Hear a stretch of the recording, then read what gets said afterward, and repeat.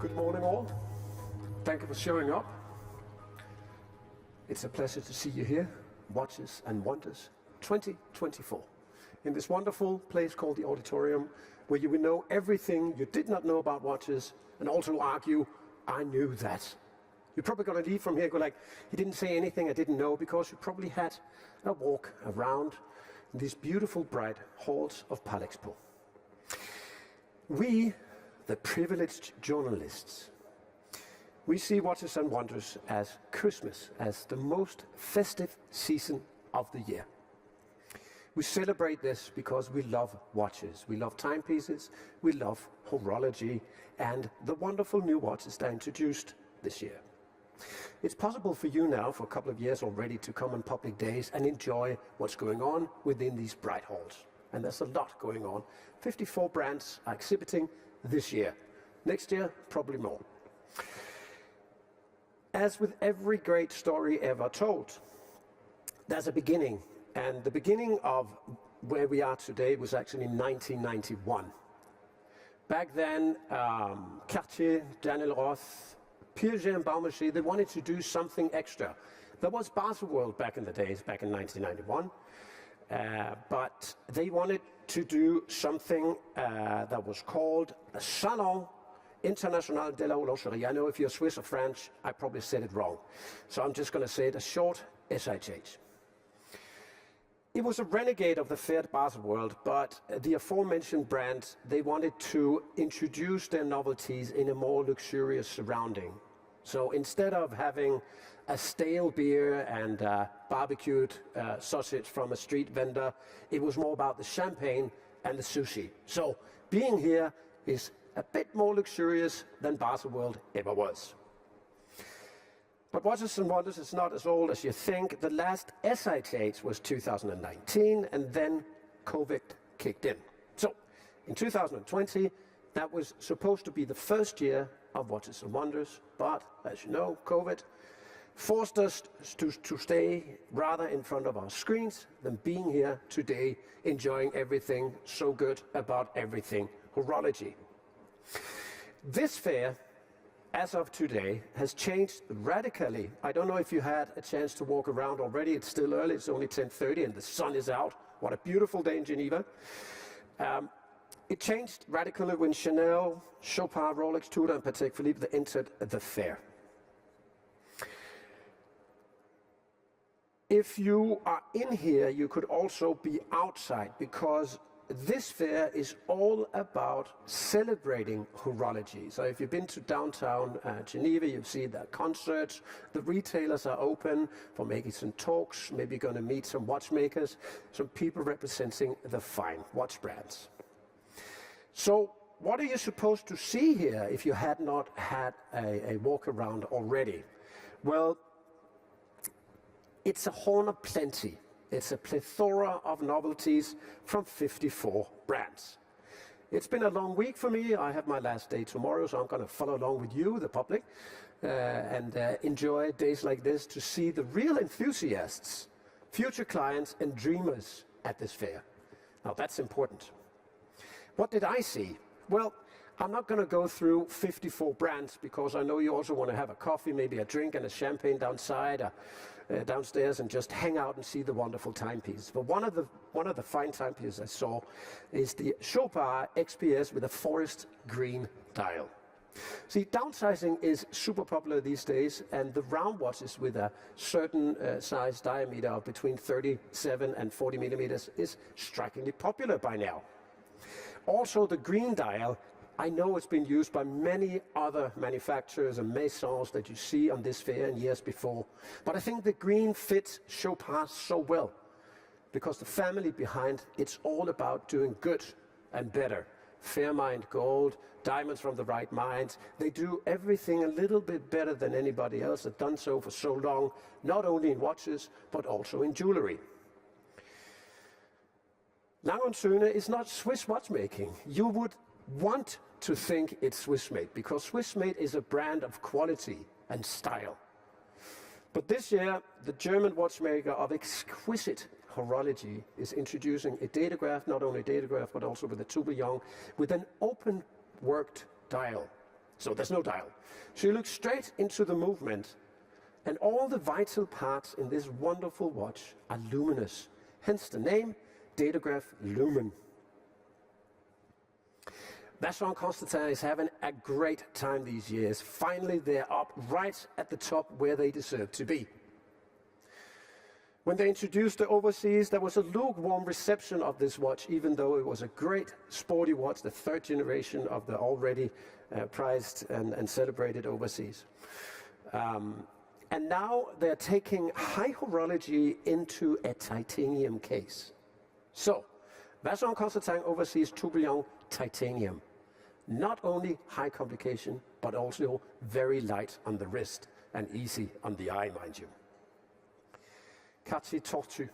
Cartier, one of the most striking watch companies. They came up with the very first watch in 1904 when they created the watch, the Santos, for Albertus Dumont Santos, who was a daring dandy back then in Paris. He didn't want to have to pull out his pocket watch from his three-piece suit when flying his balloons and Mademoiselle and little airplanes. Instead, his friend Louis Cartier designed the first wristwatch in 1904 called the Santos. So since then, Cartier has been all about elegance and shapes. And this Tortue is a watch from yesteryears and now coming in a, well, not a new shape, a very well-known shape. And when I look at these new Cartier watches, I realize that the finest complication of Cartier is elegance. And now a little bit to the extremes. Roger Dubuis always in machina. When the founder, master watchmaker Roger Dubuis started the company in 1995, he dreamt about creating a watch with a tourbillon, but that was not introduced until 2004. So the Orbis in Machina is celebrating 20 years of tourbillon tradition, if you like, from the famed Genevan manufacturer Roger Dubuis. And central tourbillon, by the way. Usually when you have a tourbillon at a Roger Dubuis, it's positioned at 7 o'clock, not 6 o'clock, but 7 o'clock. Here, it's centralized. H. Moser & C, I can kind of compare it with Vacheron Constantin. Of course, it's not as old. It's a young independent watch brand. But the Streamliner was introduced in 2020, and it represented the more sporty line of the young watch brand. Here is an open-worked tourbillon, sporty horlogerie, kind of like what we just saw at the Overseas from a Vacheron. IWC Portuguese Eternal Calendar. See, I need to read this from a teleprompter here because it will calculate the leap year correctly until at least the year 3999, as it has not yet officially been decided whether year 4000 is a leap year or not. I'm going to take a little break here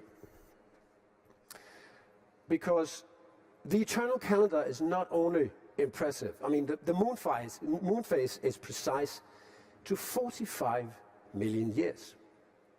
I understand why they decided to call this impressive timepiece the eternal calendar. And let's just stick to this with a calendar for a little while. The complex nuances of the perpetual calendar has been taken into account to every single detail on this watch. Double moon phase, of course, 45 million years of precision. And it will calculate the year, correct calendar year, into 3999. See, my head is not big enough, or talented enough, or learned enough to understand why this is, because this follows the Gregorian calendar. So in my head, it's the Catholic Church that decides if the year 4000 is going to be leap year or not. See, I could go to the Vatican and have a beer with the Pope. He wasn't in the last time I was there. I was there 2 weeks ago, and he wasn't there, so I couldn't ask him. But I would, if I was Chris, the IWC CEO, I would have a sit down with the Pope and go like, we did this great watch. Could we agree that year 4000 is a leap year? Because the teeth of the wheels would help me a lot. By the way, Pope Gregory, who decided with the Gregorian calendar, he died in 1241. But his rules are still at large.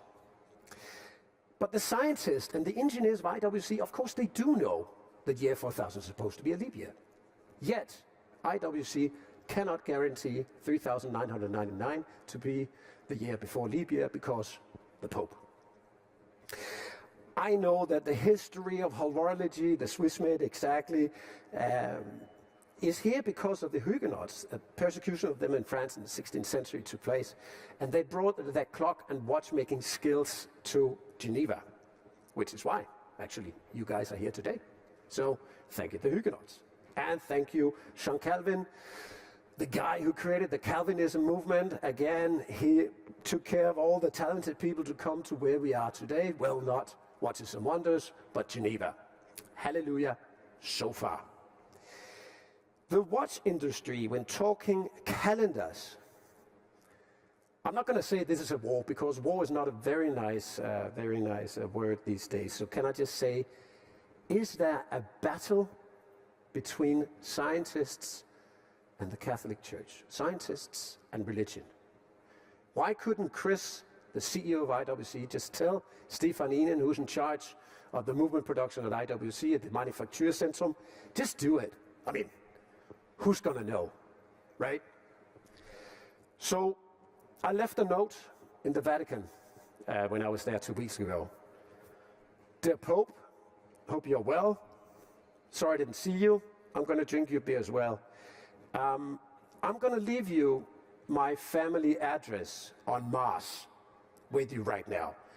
And could you be so kind to tell them if year 4000 is going to be leap year or not, because nobody knows. As of now, nobody knows.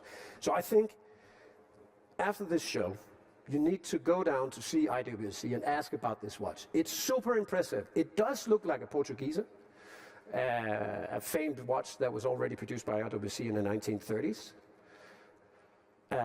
But you have to ask anybody down at the IWC booth, will year 4000 be a leap year or not? The battle between scientists and religion. However, if you ask me, that was my wrong gun. If you ask me if I believe in scientists or religion, I have to end this show by saying I believe in Rolex. And I don't know if you've been to the Rolex booth already or if you're going to see it today or tomorrow. I think Rolex is one of the main reasons why we are here. And I'm just going to end this show by quoting one of my good friends, Benjamin Clymer, the founder of Hodinkee. In a recent radio show, he said, what if Rolex did not introduce a single novelty, and the showcases at the booth were full of watches already in the catalog? That would be a very important message to the watch industry and everybody here, because are we only introducing novelty after novelty because of the sake of novelties? See, this is an annual show. Would it be good to have it every 2 years? Maybe, perhaps. Because I think it would be fine for Rolex to have a little break and maybe be able to deliver the watches that has a 15-year waiting list.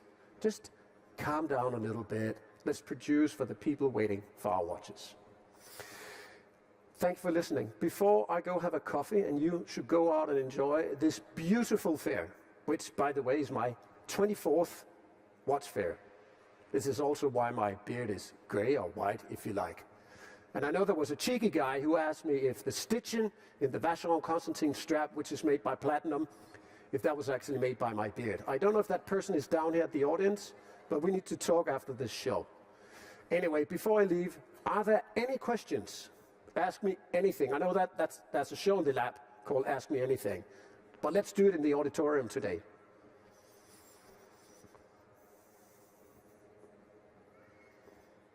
That's very quiet. Thank you, guys, girls, gentlemen, gentlewomen. Go have a lovely show. Thank you so much for turning up. Wonderful crowd. Thank you.